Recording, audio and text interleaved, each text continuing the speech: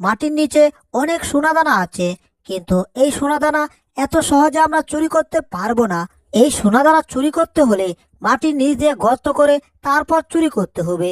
আর সেই গর্তটা কেমনে করতে হবে সে একটা নকশা আমি তৈরি করেছি। এখন নকশাটা আবুলকে দেখাতে হবে। এই যে আবুল, দেখো আমরা চুরি কেমনে করব সে একটা নকশা তৈরি করে ফেলেছি, দেখো। আরে বাবা, উপরে এসে পড়ে গেলে কেন? আর কি বলছো, তুমি নকশা তৈরি করে ফেলেছো? ওয়াও, দারুণ নকশা তৈরি করেছো। এবার আমাদের চুরির টাকায় কি? টম, প্রথমে কি করব? আমরা দুইটা বিলাই এখানে দাঁড়িয়ে থাকবো, তারপর একজন গর্ত করে করে ওই সোনাদানা পর্যন্ত আমরা চলে যাব। এরপর আমরা নিয়ে আসবো অনেক সোনাদানা, আর সেই সোনাদানা বাজারে বিক্রি করে আমরা পাবো কোটির কোটির টাকা। আর তখন আমরা পকিন্নি থেকে হয়ে যাব একেবারে বড় লোক। ঠিক আছে টম, এবার গর্ত করা শুরু করতে হবে। প্রথমে আমি শুরু করব, আর এরপরে বাকিটা তুমি করবে, ঠিক আছে? এই নাও, আমি একটু গর্ত করে দিলাম, এবার বাকি গর্তটা তুমি করে ফেলো। ঠিক আছে আবুল, বাকি গর্তটা আমি বেলচা দিয়ে এখনই করে ফেলছি। মনে করো আমি এখন তুফান হয়ে গেছি, আর সিডরের মতো গর্ত একেবারে কমপ্লিট করে ফেলছি। এই তো আর কিছুক্ষণের মধ্যে গর্ত শেষ হয়ে যাবে। এবার গর্তটাকে নকশা অনুযায়ী করতে হবে।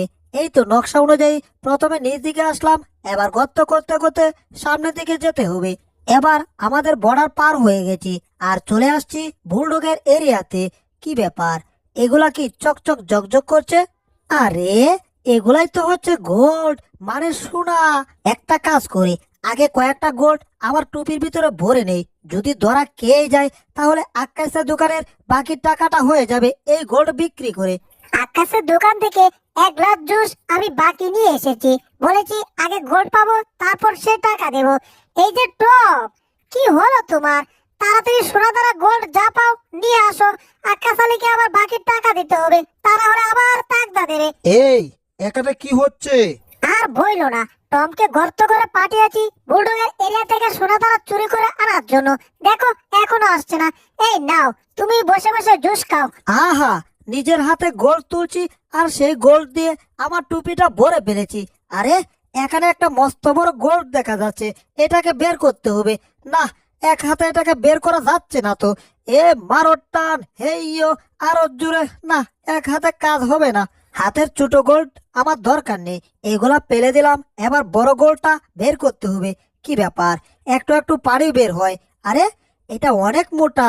এ এ বের হয়েছে। ওহো, কত মোটা গোল্ড!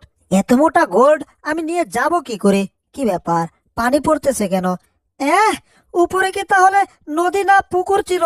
কি সর্বনাশ, পানি এভাবে পড়ছে কেন? হায় হায়, পানি লিক হয়ে গেছে। এবার তো পানি আমাকে ভাসিয়ে যেন কোথায় নিয়ে যাবে আমি নিজেও জানি না।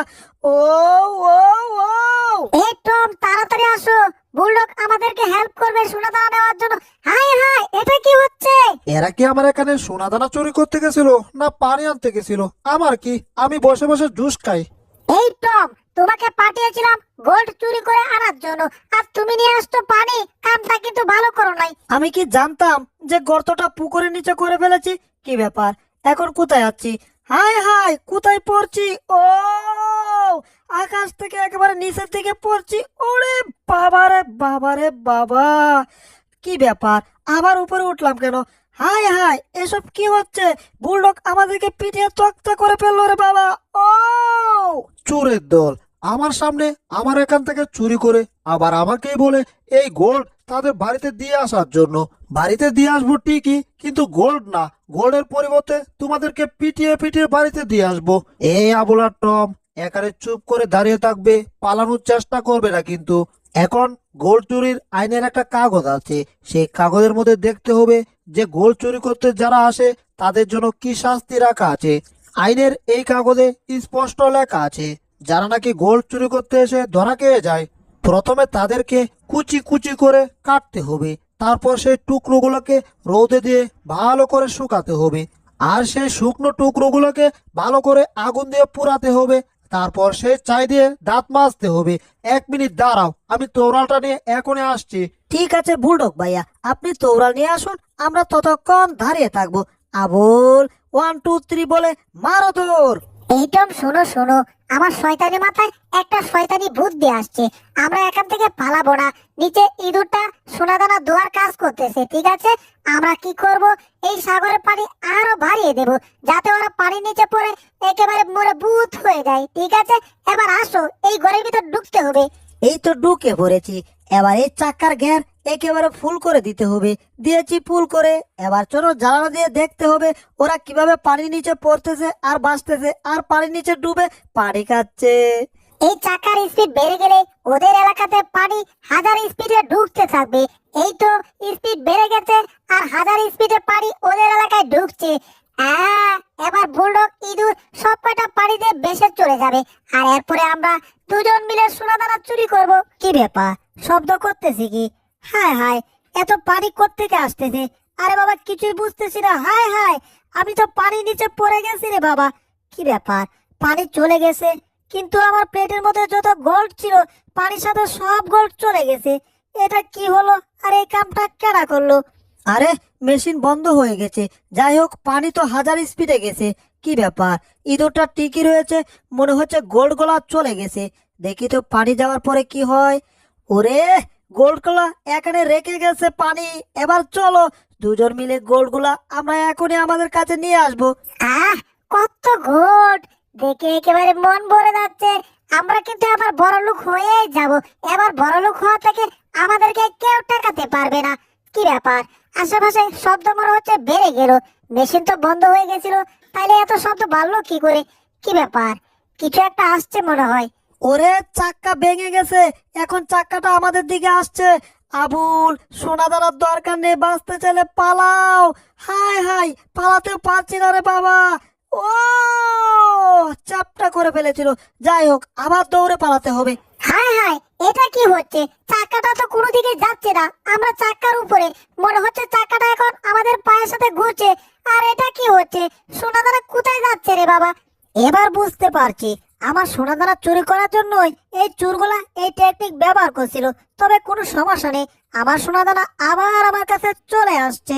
এই টম, আমি আর দৌড়াতে পারছি না। এবার আমি কি করব? এই পড়ে যাচ্ছি। যাক, টমে লেজ ধরেছি। এই আবুল, আমার ল্যাসটা কোথায় নিয়ে যাচ্ছ রে বাবা? আমার ল্যাসটা ছাড়ো, আমি তো তোমার সাথে পেঁচিয়ে যাব। হাই হাই, এটা কি হচ্ছে? কি ব্যাপার? এই টম, এবার তো দেখছি তুমিও পেঁচিয়ে গেছো। হাই হাই, এটা কি হচ্ছে রে বাবা? আমাদেরকে একেবারে পিষে ফেলেছে। বাপরে বাপ, চাক্কা ঘোরা বন্ধ হয়ে গেছে, কিন্তু আমরা এখনো চাক্কার নিচে। এটা হচ্ছে গোল্ড চুরির সাজা। আহা, তোমরা দেখো আমার কাছে এখন কত গোল্ড। আমি আবার বড়লোক হয়ে যাব, ইঁদুর হয়ে যাবে বড়লোক। হা হা, এই যা, গোল্ডের চাপাই বড়লোক থেকে আবার ছোট লোক হয়ে গেলাম। তবে কোনো সমস্যা নেই, গোল্ডের চাপা তো কোনো ব্যাপার না। আজকে আমি দুইটা চোর, আবুল আর টম, এদের জন্যই অনেক গোল্ড কুড়িয়ে পেয়েছি। আর সবশেষে একটা মোটা গোল্ড পেয়েছি। এবার গোল্ডটাকে আমার ঘোড়া গাড়ির উপর রাখতে হবে। আমার ঘোড়া গাড়ি একেবারে গোল্ড দিয়ে আমি ভরেই ফেলেছি। আহা, আমার ঘোড়া গাড়ির পিছনে বাক্স একেবারে গোল্ড দিয়ে ভরে ফেলেছি। আর গোল্ড গুলা দেখে মনে হচ্ছে এগুলা থেকে লাইটিং হচ্ছে, চকচক আর জকজক করতেছে। এবার গোল্ডের ঘোড়া গাড়ি নিয়ে এখান থেকে তাড়াতাড়ি কেটে পড়তে হবে। তা না হলে আবল চোর আর টম চোর এরা যে কোনো সময় আমাকে অ্যাটাক করতে পারে। আমি দুনিয়ার সবাইকে বিশ্বাস করি, শুধু এই দুইটা চোর ছাড়া, কারণ এরা নিজের বলে সবকিছু নিয়ে নেবে। আর যারা নিজের বলে অন্যের জিনিস নিয়ে নেবে, এদেরকে বিশ্বাস সব চাইতে কম করতে হবে, কারণ এরা আপনাকে একেবারে ফকির বানিয়ে ছেড়ে দেবে। বুঝতেই পারছেন? এই টম, দেখো দেখো, ইঁদুরটা তার ঘোড়া গাড়ি একেবারে গোল্ড দিয়ে ভরে ফেলেছে। আর গোল্ড গুলা কেমন চকচক আর ঝকঝক করছে। আর জেরির ঘোড়া গাড়ি থেকে গোল্ড গুলা বারবার আমাদেরকে ডাকছে, বলছে আসো আসো, আমাদেরকে নিয়ে যাও নিয়ে যাও। এই তো আমার শয়তানি মাথায় একটা শয়তানি বুদ্ধি আসছে। এবার চলো জেরির এই ঘোড়া গাড়ি আমরা দুজন মিলে কিডন্যাপ করব। কিন্তু একটা জিনিস বুঝতে পারছি না, আবল আমাকে কাটিয়ে মারছে। যত কাজ সব কাজ আমার একলাই করতে হয়। এত মোটা পাথরগুলা একলা একলা টেনে এনেছি। এই তো, এটা দিলে কমপ্লিট হয়ে যাবে। এই টম, এবার তুমি আমার কথাগুলো ভালো করে নাক দিয়ে শুনো। টুকু ভুল করেছি, ভালো করে কান দিয়ে শুনো। ইঁদুরটা যখনই তোমার পাথর নিয়ে দিয়ে যেতে থাকবে, আমি বাঁশিতে একটা ফু দেব, আর তখনই তুমি পাথরগুলোকে ফেলে দিবে, একেবারে পাথরের নিচে পড়ে ইঁদুরটা মাটির 10 হাত নিচে কুঁতে যাবে। আর সেই জায়গাটাতে আমি একটা ক্রস চিহ্ন দিয়ে দিচ্ছি, ঠিক আছে? ঠিক আছে আবুল, তোমার শয়তানি বুদ্ধির কথা মতো কাজ হবে। এই তো এখনই আমি রশিটাকে ধরছি, যেটা এলেই রশিতে টান দেব। কি ব্যাপার, আবার একটা পাথর পড়ে গেল। এই ছোট একটা পাথর পড়তে হয় নাকি? এই পিচ্ছি পাথর, এবার তুমি তোমার জায়গায় যাও আর আমাকে আমার কাজ করতে দাও, ঠিক আছে? আমার এখন শয়তানি কাজ। কি ব্যাপার, পাথরগুলো নড়ছে কেন? হায় হায়, পাথরগুলো পড়ে যাবে, সর্বনাশ! এগুলোকে পাঞ্জা দিয়ে ধরতে হবে। এই পাথরের নিচে আবুল আবার কাজ করছে, আবুল তো চ্যাপ্টা হয়ে যাবে। হায় হায়, মনে হচ্ছে না যে আর আমি রাখতে পারবো। এই যা, সব পাথর নিচ দিকে পড়ে গেল। আরে টম, এখনই চেঁচামেচি করতেছে কেন? পাথর তো পড়বে যখন ইঁদুরটা আসবে, বুঝতে পারছো? কি ব্যাপার, এটা কি হচ্ছে? হায় হায়, ইঁদুর আসে নাই তো। এই যা, ইঁদুর না এলে কি হবে, আমরাই চ্যাপ্টা হয়ে গেছি। এটাকেই বলে অন্যের জন্য গর্ত করলে সেই গর্তে নিজেরই পড়তে হয়। এই যে দেখুন, শয়তান আবুলের কথা মতো অন্যকে বিপদে ফেলতে গিয়ে সেই বিপদে আমরাই পড়ছি। আর জেরি কিন্তু ঠিকই তার গোল্ডের ঘোড়া গাড়ি নিয়ে আমাদের পাশ দিয়ে চলে যাচ্ছে। আমরা কিছুই করতে পারতেছি না, শুধু শুধু আলু ভর্তা হয়ে গেছি আমরা। কিন্তু এতে কি আমরা হার মানবো? কখনো না। শয়তান আবুল যতক্ষণ আছে ততক্ষণ শয়তানি বুদ্ধি তার মাথা থেকে বের হবেই। এবার আমরা কৌটার ভিতর করে কাঠকাওড়া কয়েকটা পোকা নিয়ে আসছি, আর এই কাঠের ব্রিজে কাঠকাওড়া পোকা ছেড়ে দিয়েছি। এবার এখান থেকে কেটে পড়ি।